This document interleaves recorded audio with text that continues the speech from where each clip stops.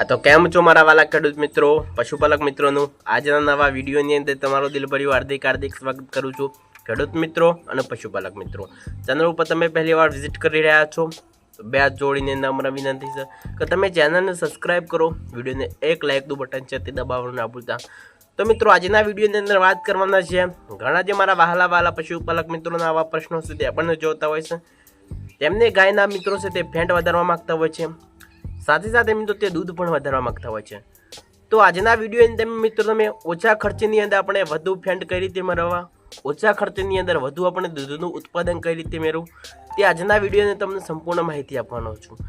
જો તમારા પશુનો મિત્રો હું તમને જે ચાળો બતાવવાનો છું, જે પશુનો ખોરાક બતાવવાનો છું, જો તમે આ રીતે જો તમારા પશુને તમે આપવાનું ચાલુ કરી દેશો તો મિત્રો તમે અઢળક માત્રાની અંદર તમે દૂધનો પણ વધારો કરી શકો છો, સાથે સાથે મિત્રો તમે ફેંટનો પણ તમે વધારો કરી શકો છો। કે આપણા પશુને મિત્રો કઈ રીતે ચારો આપવાનો છે, આપણા પશુને ખાણદાન કઈ રીતે આપવાનો છે, તેની અંદર આપણે એક રામબાણ ઉપયોગી વસ્તુ તમારે એડ કરી દેવાની છે। જો તમે આ વસ્તુ તમે એડ કરી દેશો તો તમે ચૂટકીઓની અંદર તમે ફેંટ પણ ડબલ કરી શકો છો, સાથે સાથે મિત્રો તમે દૂધની અંદર પણ મિત્રો અઢળક માત્રાની અંદર તમે વધારો કરી શકો છો।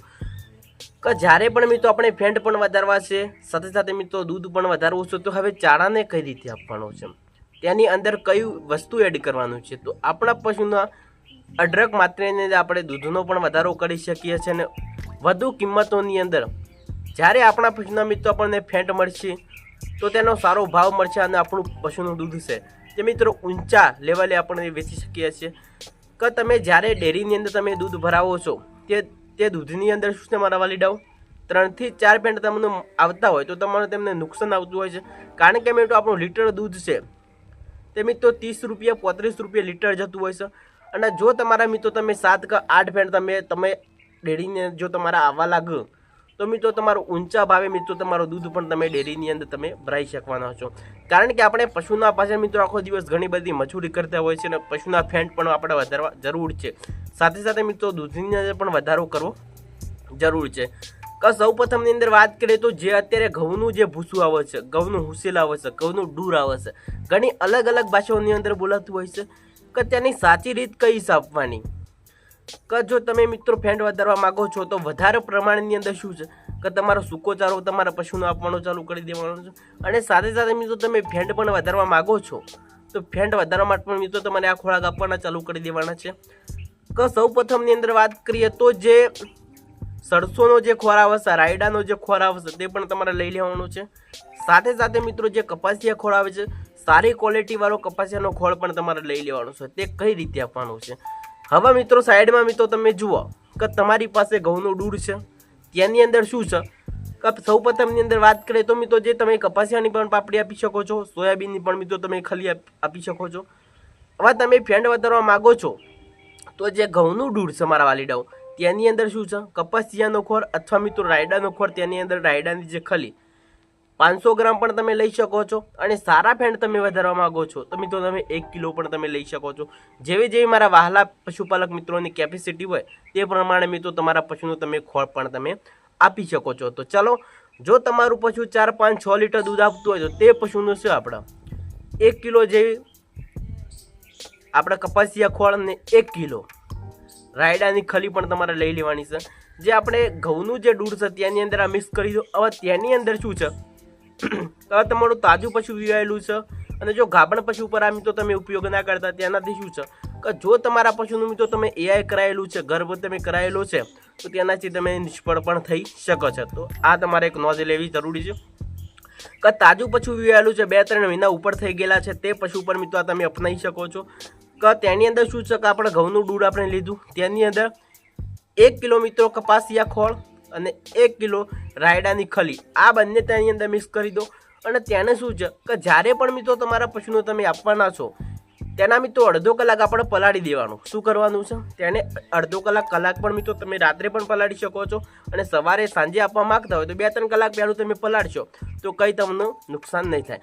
પહેલાં તો મિત્રો તમે તેની જે આપણે ઘઉંનું દૂધ લીધું તેની અંદર આ બે વસ્તુ તમે નાખી દો, તમે કમ્પ્લીટલી એડ કરી દીધી। હવે મિત્રો 50 ગ્રામ જેવું મિત્રો તમારે સરસોનું તેલ લઈ લેવાનું। કેટલું? 50 ગ્રામ જેવું સરસો, જે આપણે પેલું પલાળ્યું હતું તે મિક્સ કરીને મૂકી દીધું, બરાબર. તેની અંદર 50 ગ્રામ જેવું સરસોનું તેલ અંદર એડ કરી દો. ત્યાર પછી મિત્રો તમે ફરીથી પણ તેને એડ કરી દેવાનું છે.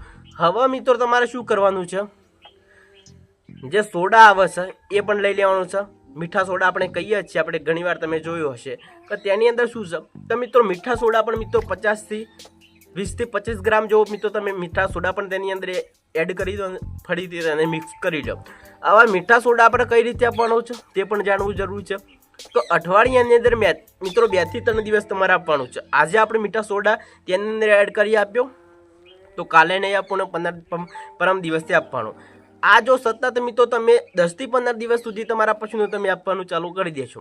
ફક્ત મિત્રો તમે ગાભણ પશુને ના આપતા, પ્લીઝ મારી નમ્ર વિનંતી છે કે જે તાજું પશુ વિવાયેલું છે, જે પણ પશુનું તમે દૂધ વધારવા માગો છો તે પશુનું તમે આ ફોર્મ્યુલા તમે તેના ઉપર અપનાવશો તો તમે અઢળક માત્રાને તેનું દૂધ લેવલ તમે પહોંચાડી શકો છો. સાથે સાથે મિત્રો તમે ફેંટનું પણ તમે લેવલ પહોંચાડી શકો છો. હવે આપણે બીજી રીત સમજી લેવાની છે કે આપણા પશુના ફેંટ, ફ્રીમાં પશુના ફેંટ કઈ રીતે વધારવા તે પણ જાણવા જરૂર છે. કે આપણા દિવસની અંદર પશુને કેટલા ટાઈમ ચારો આપવાનો છે, ફક્ત 3 વાર ચારો આપો અને તમે અઢળક માત્રાની અંદર તમે દૂધનું લેવલ પણ તમે વધારી શકો છો અને ફેંટનું પણ મિત્રો તમે લેવલ વધારી શકો છો. જ્યારે પણ મિત્રો તમારા પશુનું તમે સવારે મિલ્કિંગ કરો છો તો સવારે મિત્રો 6 વાગે અથવા મિત્રો 7 વાગે તમારો ચારો આપી દેવાનો છે. ત્યાર પછી હવે મિત્રો ક્યારે ચારો આપવાનો પશુનો, હવે બપોરે મિત્રો તમારે કેટલા વાગે ચારો આપવાનો, 11 વાગે અથવા મિત્રો તમારે 12 વાગે આપવાનો. ત્યાર પછી મિત્રો સાંજે મિત્રો ફક્ત તમારા 5 વાગે અથવા મિત્રો 6 વાગે તમારા ચારો આપવાનો છે. ફક્ત મિત્રો દિવસની અંદર તમે 3 વાર ચારો આપો અને અઢળક માત્રાની અંદર તમે દૂધનું લેવલ પણ વધારી શકો છો. સાથે સાથે મિત્રો તમે ફેંટનું પણ તમે લેવલ વધારી શકો છો. જો તમારા પશુનું મિત્રો તમે જે ખાણદાણ આપો છો, જે પશુઆહાર આપો છો તેની અંદર શું છે, મિનરલ મિક્સર પાવડર તમે આપવાનું ના ભૂલતા. જો તમારા પશુનું તમે કોઈ પણ ખાણદાણની અંદર 50 ગ્રામ 100 ગ્રામ તમે મિનરલ મિક્સર પાવડર તમે આપવાનું ચાલુ કરી દેશો તો તેનાથી મિત્રો તમને અઢળક ફાયદાઓ મળવાના છે. સાથે સાથે મિત્રો તેનાથી તમે ફેંટ પણ વધારી શકો છો, દૂધ પણ વધારી શકો છો. અને જો તમારા પશુના ગર્ભાશયની અંદર કોઈ પણ ખામી હશે, જો તમારા પશુના ગર્ભાશયનો વિકાસ નહીં હોય, તેના આ બધી બીમારીઓ પણ દૂર થઈ જવાની છે. ઘણા જે પશુપાલક શું કરતા હોય છે, તેમના પશુને મિત્રો મિનરલ મિક્સર પાવડર પણ નથી આપતા અને તેમના પશુ મિત્રો અઢળક માત્રાની અંદર દૂધ વધારવા માગતા હોય છે. સાથે સાથે મિત્રો તે ફેંટ પણ વધારવા માગતા હોય છે. તો પ્લીઝ મારા વાલીડાઓ, તમારા પશુને તમે મિનરલ મિક્સર પાવડર પણ આપવાનું ચાલુ કરી દે તો તેનાથી અઢળક તમને ફાયદાઓ મળવાના છે. ક્યારેય પણ મિત્રો તમને ડૉક્ટરની જરૂર નહીં પડે. જ્યારે પણ મિત્રો જો તમારા પશુનું તમે દૂધ વધારવા માગો છો, હું દરેક વિડીયોની અંદર તમને કહેતો હોઉં છું કે તમે ડિવર્મિંગ કરી લેજો. અને જો તમારા પશુનું સારી રીતે તમે ડિવર્મિંગ કરી લેલું હશે તો તમે અઢળક માત્રાની અંદર તમે દૂધ પણ વધારી શકો છો, ફેંટ પણ તમે આસાનીથી તમે વધારી શકો છો. તો ચાલો આજના વિડીયોની અંદર બસ આટલું જ. ફરી મળીશું આપણે નવા વિડીયોમાં નવા એક સરસ ટોપિક સાથે. આજનો વિડીયો તમને કેવો લાગ્યો, સારો લાગ્યો હોય તો વિડીયોને લાઇક કરી દેજો, ચેનલને સબસ્ક્રાઈબ કરવાનું ના ભૂલતા. તો ચાલો બીજા વિડીયોની અંદર ફરી મુલાકાત કરીશું. રજા આપશો. વંદે માતરમ.